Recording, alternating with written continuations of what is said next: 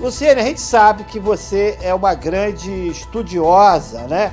E a respeito da violência doméstica e também propõe alguns avanços na lei, como também traz orientações a respeito da legislação de proteção à mulher em relação à violência doméstica. Eu queria que você pudesse falar um pouquinho, trouxesse um retrato a respeito de Nova Friburgo. Olha, Nova Friburgo, como eu tenho pesquisado, é a segunda cidade serrana com maior índice de violência doméstica.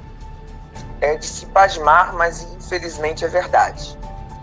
E assim, os números são realmente assustadores, né? E a gente tem visto que a lei, ela tem tido várias alterações. São várias alterações, mas eu vejo que o Estado, Marconi, ele não está se moldando para as alterações da lei, né? É como se fosse a receita de um bolo. A gente sabe que o bolo é bom, mas se a receita não for bem feita, bem preparada, vai dar errado, vai solar, vai dar algum problema. E assim tem acontecido com a Lei Maria da Penha, que é uma lei forte, é uma lei muito boa, é uma lei que ela traz severidade, né, para o agressor, mas eu vejo o problema estrutural. No caso, o problema está no Estado, em como se aplica a lei. E que problema é esse?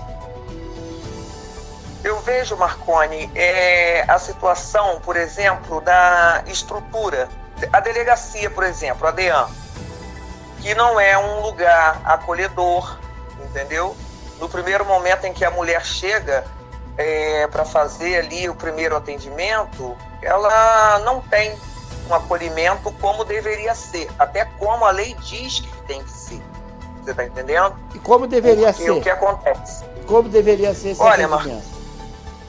Na minha opinião, esse atendimento tinha que ser da seguinte forma: a mulher, no primeiro momento em que ela chegue à delegacia, ela deve ser acolhida, né, e ser atendida por uma psicóloga, por uma assistente social, bem como ser atendida também por policiais femininas, entendeu? Por policiais mulheres. Isso não acontece.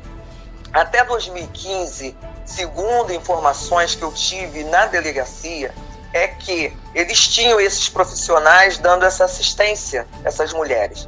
Mas por conta de corte de verbas, esses profissionais foram dispensados. E eu até sugeri em que eles fizessem parceria com as faculdades e da faculdade que estão saindo de assistente social, né, a faculdade de psicologia, e colocasse eles para fazerem o estágio da delegacia, porque eles aprenderiam na prática como lidar com essa situação. Porque a situação da violência doméstica, ela é muito séria. A violência doméstica, ela não atinge só a mulher que é agredida, ela atinge toda uma família, ela atinge toda a sociedade. Você está me entendendo? Então, eu vejo que o problema começa dentro da estrutura. Porque eu vejo que o Estado, ele não se molda para a aplicação da lei. E a questão da medida protetiva, se é que eu posso alongar a esse termo, ela não tem a eficácia na aplicabilidade. As medidas protetivas, ela até são boas, mas a ineficácia está na aplicabilidade delas. Por quê? O Estado, ele não tem um aparato para dar uma assistência a essas mulheres depois que elas fazem a denúncia. Isso daí é uma questão muito séria.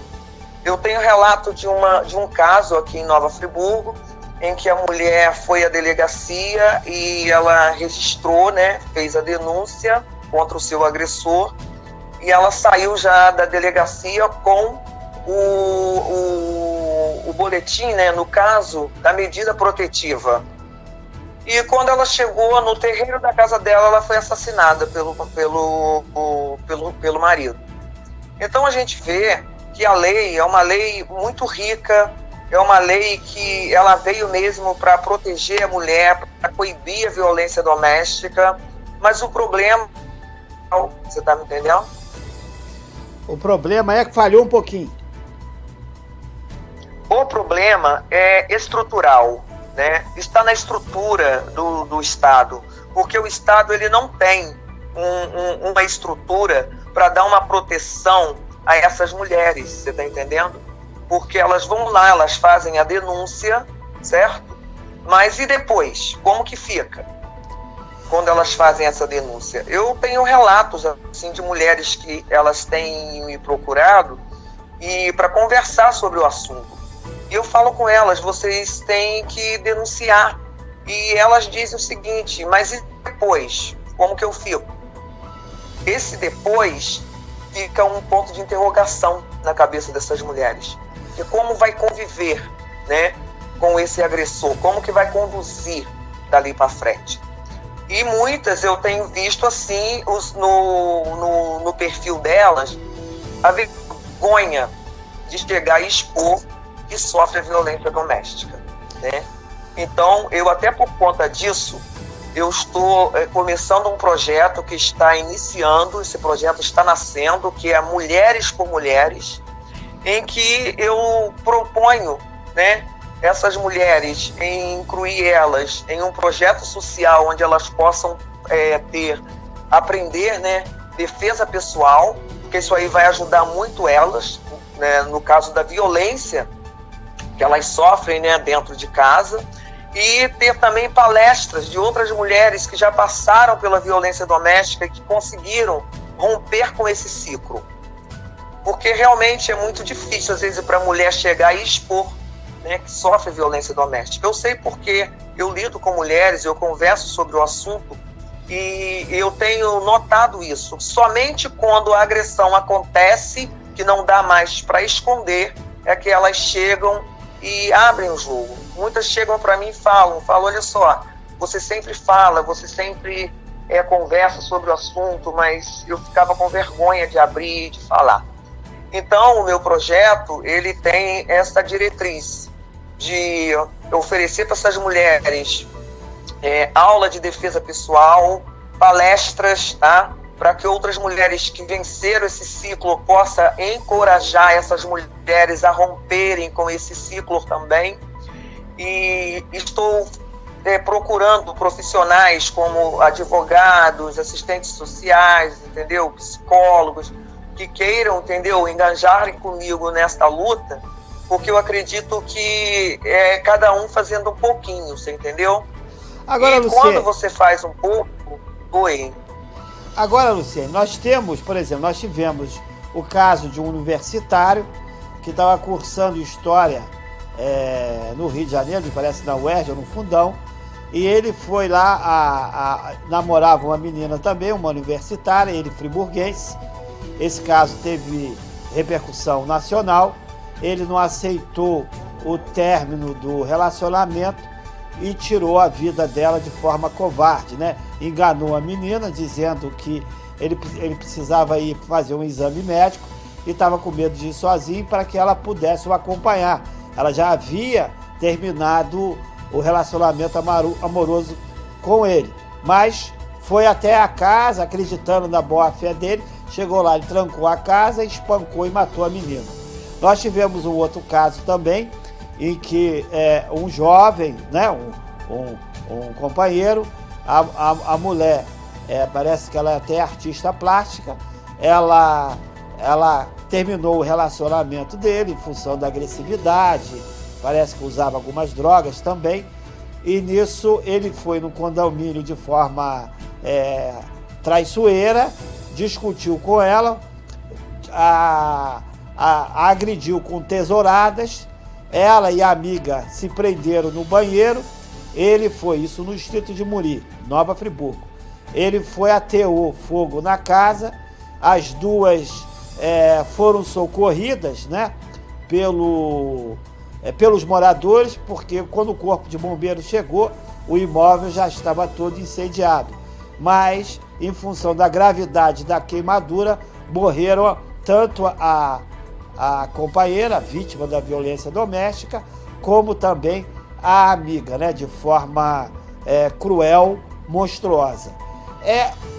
Esses atos extremos do homem em relação à mulher, que chega ao ponto de tirar a vida da mulher, que não, o que é isso? É psicopatia? Isso é o quê? Esses caras são psicopatas? O que leva o indivíduo a agir dessa forma? Se é possível explicar. Né? O Marconi, veja bem, nós sabemos que a violência doméstica, ela existe desde que o mundo é mundo, né? E o nosso país, infelizmente o Brasil, ele tem um requício, né, do machismo patriarcal, em que o homem se acha dono da mulher, ele se acha dono dos filhos, se acha dono da vida dela. Proprietário, né? Dela. Mas, exatamente. Mas eu fui fazer uma pesquisa acerca dessa violência doméstica toda que acontece e quando conversei com o policial para saber o porquê de tanta violência doméstica, o que ele relatou para mim foi o seguinte, que 100% era por conta do alcoolismo ou uso de outros entorpecentes.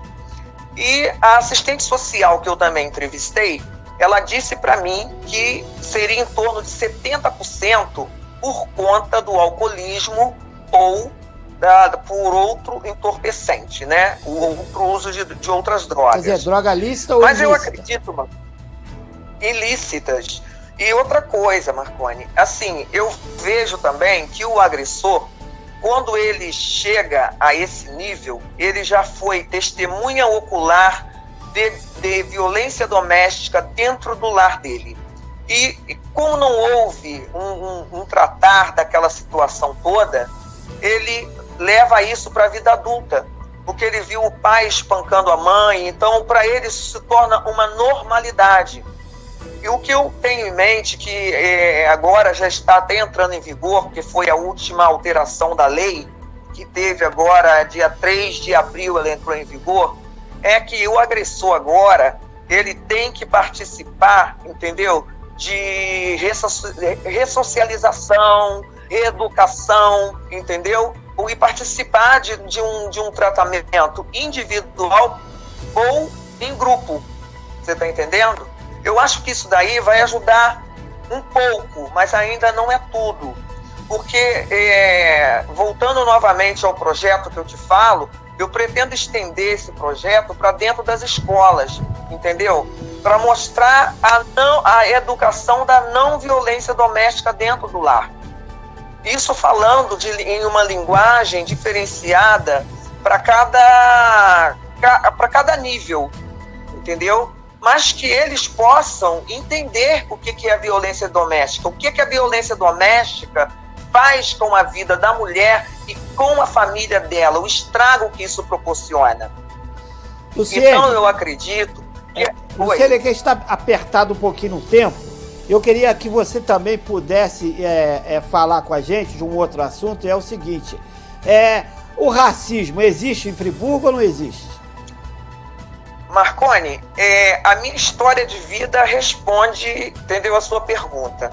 Eu, há um determinado tempo, eu trabalhava como demonstradora de produtos em supermercados, entendeu?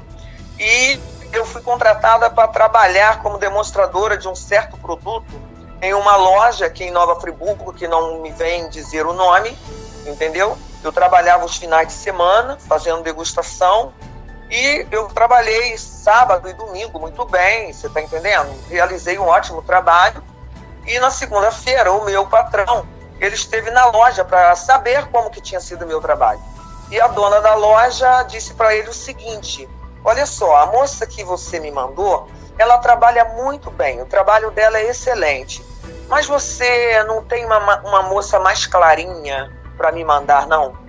Então, eu já te respondo, entendeu? Com o que eu vivi, com o que eu passei. Mas digo para você o seguinte, não me atingiu, No primeiro momento, se eu disser para você assim, ah, não senti? Não, poxa, é uma bala o primeiro momento. Mas eu fiz uma reflexão do meu passado, da minha base familiar. Porque o meu pai sempre me ensinou o seguinte: se você se faz respeitar, você vai ser respeitada sempre. E eu disse para ele o seguinte, falo, olha, para mim tudo bem, sabe por quê? Eu sei de onde eu vi, eu sei quem eu sou e sei onde eu quero chegar. Então isso para mim, o racismo, ele sempre existiu, ele sempre vai existir, mas cabe a nós negros combatê-lo, entendeu? Mas combatê-lo não com agressividade, entendeu? Não com revolta, não, combater pacificamente, você tá entendendo? Nos fazendo respeitar, você tá me entendendo? Mas é crime. Oi? Mas é crime. É crime, com certeza, é crime. É crime. Inclusive, na época, quando isso aconteceu, foi quando a Glória Maria passou por uma situação em que ela foi fazer uma entrevista em um hotel de luxo e que não deixaram ela entrar, né, pelo elevador social. E ele até deixou isso à minha disposição. Ele falou, olha, agora é crime, se você quiser até entrar com um processo em face dela, você pode entrar. Só que se você fizer isso, você vai me prejudicar, porque eu preciso do espaço para colocar o meu produto. Falei, não, sem problema, jamais vou te prejudicar por causa disso. Até mesmo porque, quando você sabe quem você é, essas coisas, elas esbarram em você, mas elas não te abalam, entendeu? Luciene, para finalizar, que estourou o tempo aqui, a gente vai voltar outras vezes, que você fala de forma brilhante, tem uma experiência de vida, né? Bacana, é um exemplo para outras Obrigada, mulheres. Marconi. É verdade, tem um conhecimento vasto. Eu queria que você deixasse uma mensagem de fé, de esperança e de superação. Olha, a mensagem que eu deixo é o seguinte: para todas as mulheres, se encorajem, se amem mais, lute, entendeu? Não baixe a cabeça por seu agressor, não. Faça como Maria da Penha, mesmo sendo uma mulher que ficou paraplégica, ela foi à luta. E hoje, se nós temos essa lei que nos protege, que nos ajuda, que coíbe a violência doméstica, foi por luta dessa mulher, já em uma cadeira de roda, e mesmo assim ela não desistiu. Então, vocês mulheres que estão vivas, entendeu? Que estão podendo falar, que estão podendo caminhar, vão à luta, denuncie, tem que denunciar, tem que haver uma forma da gente coibir e combater a violência doméstica. É cada um fazendo a sua parte. Por isso o projeto é Mulheres por Mulheres. E o telefone de contato? Meu telefone de contato é 999-555-7688. 999-555... Sim. E o restante 7688. 7688. 88. Obrigado, então, Luciene. Sim, Falamos...